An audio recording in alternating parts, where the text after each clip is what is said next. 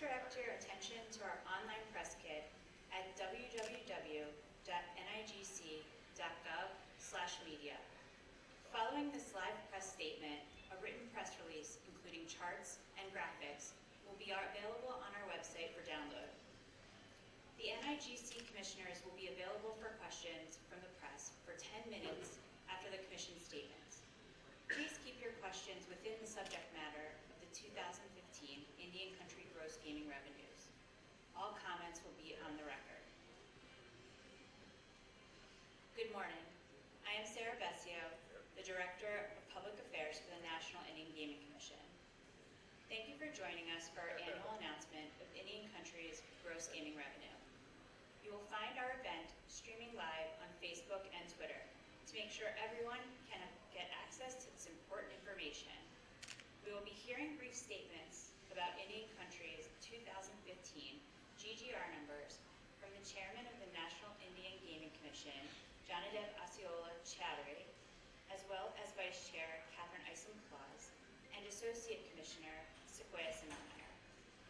Our Director of Finance, Yvonne Lee, will also be available at the conclusion of this announcement to answer questions as well. I would like to introduce Chairman Chattery.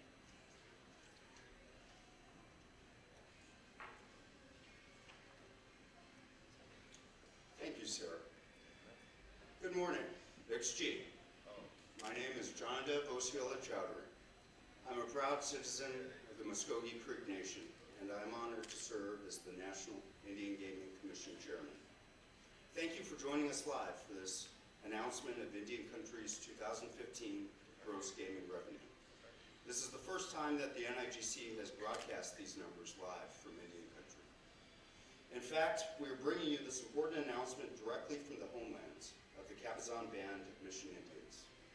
I would like to thank Chairman Doug Wellness, the Cabazon government, and the citizens of Cabazon for hosting us today so that we can make this important announcement. The Cabazon people, as well as other tribal nations in the area, have had a historic role in the development of Indian gaming as we know it today. 30 years ago, Cabazon and the Morongo Band of Mission Indians argued before the United States Supreme Court that as sovereign nations, they possessed the inherent authority to regulate gaming within their jurisdictions. In the years before this argument, Cabazon and other tribal nations had begun developing modest gaming operations on their lands as a means of providing critically needed services to their people.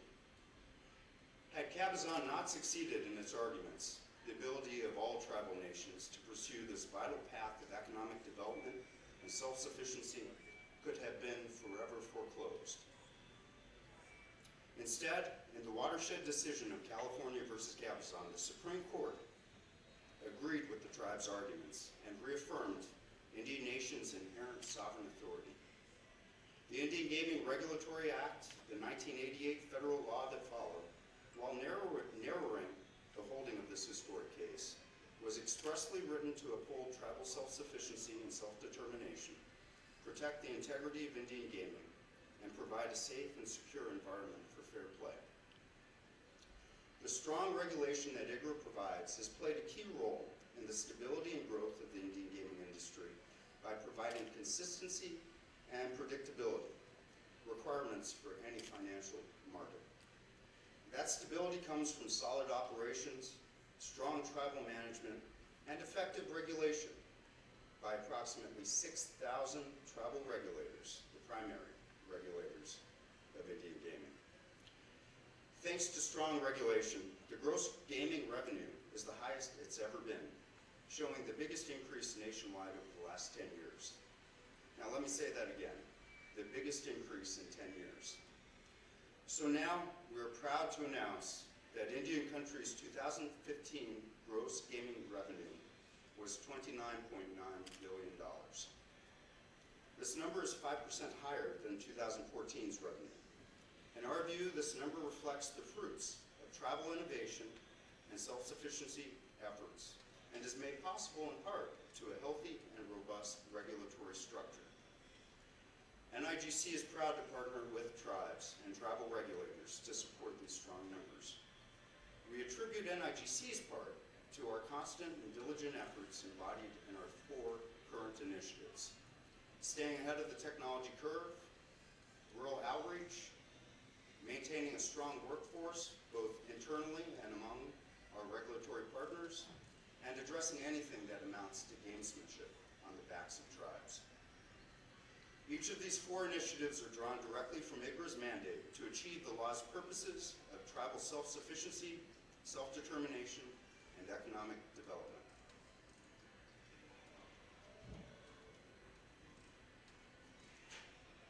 Thank you, Chairman Chaudhary. Good morning. I'm Catherine Eisen-Claus, Vice Chair of the Commission and a citizen of Taos Pueblo. Gross gaming revenue, or GGR, is the revenue wagered on games minus winnings returned to players. GGR is the figure used to determine what a gaming operation earns before salaries, revenue sharing with states, and other expenses are paid. Gross gaming revenues should not be interpreted as a profit margin. In other words, GGR is the equivalent of sales, not profit. The 2015 GGR was calculated based on independently audited financial statements received by 238 tribes. The increase in gross gaming revenue shows the progress made toward the key policy initiatives of IGRA. Indian Country Gaming, unlike commercial gaming enterprises, funds critical governmental programs for tribal citizens. Most tribal gaming operations are in rural parts of the country and began as modest efforts to create jobs and provide much-needed services.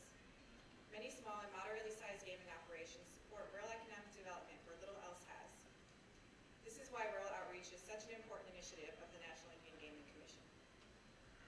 57% of the total 474 tribal gaming operations have a gross gaming revenue under $25 million. Additionally, 20% of tribal gaming operations have a GGR under $3 million. In contrast, only 6.5% of tribal gaming operations have a GGR of $250 million or more.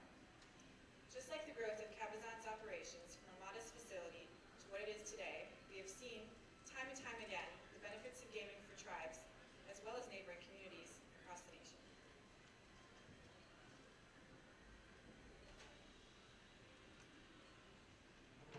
Thank you, Vice Chair Eisen-Claus. Good morning. I'm Sequoia Simmermeyer, a citizen of the Coharie Indian Tribe from North Carolina and the National Indian Gaming Commission's Associate Commissioner. The NIGC's fieldwork is divided among 7 administrative regions across the country. The regions are determined based on geographic location and are not a reflection of economy or market share. Each of the NIGC 7 regions experienced growth in their regional gross gaming revenue for 2015. The Sacramento region, which includes California and northern Nevada, showed the highest percentage increase at 8% growth. The Oklahoma City and the Tulsa regions were not far behind, with 6.7% and 6.5% growth. Our other regions showed growth between 3 and 4%. The industry's growth last year represents the first time since 2012 that there has been annual growth in every region's gross gaming revenue. As the industry grows, the National Indian Gaming Commission will maintain its commitment to innovate as it meets its statutory purpose. The Chairman's initiatives are the NIGC's promise to support innovations in both workforce and technological capacity at the agency and among our regulatory partners. Through partnerships, we can better assess where these innovations will best help to guarantee compliance and integrity that will lead to continued progress for all of Indian country. The National Indian Gaming Commission has worked hard to support the 3-tier regulatory framework that contributed to this significant increase in gross gaming revenue. As federal regulators, our agency's credibility and success relies on our partnerships with fellow regulators. Strong partnerships are only possible with the dedicated service, experience, and institutional knowledge of the National Indian Gaming Commission staff. Thank you.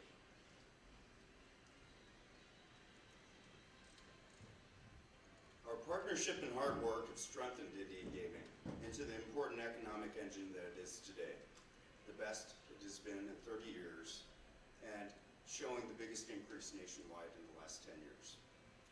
Think about everything that's happened in those 10 years and how tribal innovation and strong regulation, aided by appropriate contributions from partners such as the NIGC, has helped weather the storms of those 10 years.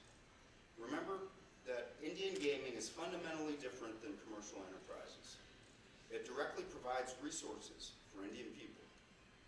Resources including social services, public works, education, housing, healthcare, emergency services, public safety, and cultural preservation programs that no other economic driver has yet to provide to the same degree. And at the same time, we acknowledge that these positive gains have impacted tribes in different ways, with the large majority of facilities being modest, small, or medium-sized operations. Nor do these gains diminish the federal government's responsibility to continue to support Indian country's diverse economies. I want to again thank the Cabzon Band of Mission Indians for hosting us this morning, and to everyone that attended today's announcement in person or online. May we continue to work together to preserve the integrity of Indian gaming, to serve the important goals of supporting tribal self-sufficiency and strong tribal governments.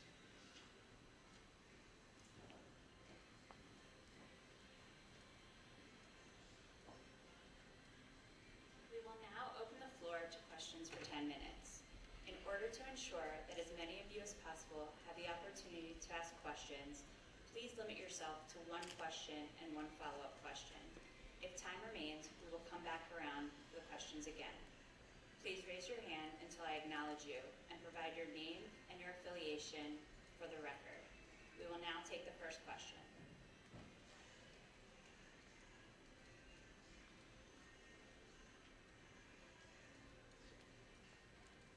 Hi, good morning. I'm Laura Yanez with News Channel 3 and CBS Local 2 here in the Coachella Valley. The Coachella Valley definitely loves seeing what the gaming is able to do for our area, and we have multiple tribes here.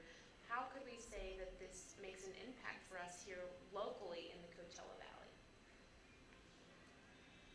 Thank you.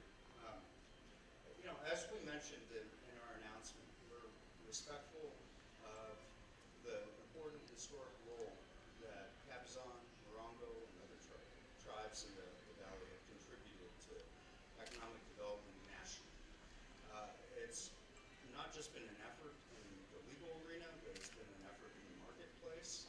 We recognize that gross gaming revenue is just one indication of the health of the market. It's a strong indication that reflects the innovation of the tribes, but it also reflects the strong regulation that the tribes engage in partnership with NIGC and in many cases state regulators as well. So to answer your question, in terms of recognizing tribal contributions as the primary regulators of Indian gaming as well as the primary beneficiaries of Indian gaming, continuing to recognize their role in that regard, I think is important for anybody who cares about the connection between Indian gaming and real people's lives on the ground.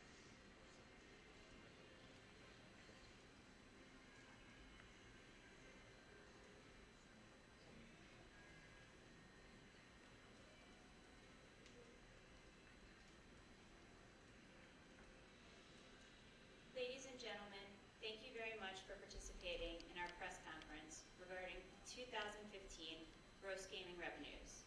One final reminder, gross gaming revenue materials are available online in our media center at www.nigc/media. You may contact the Division of Public Affairs at 202-632-7003 if you have any further questions. Thank you again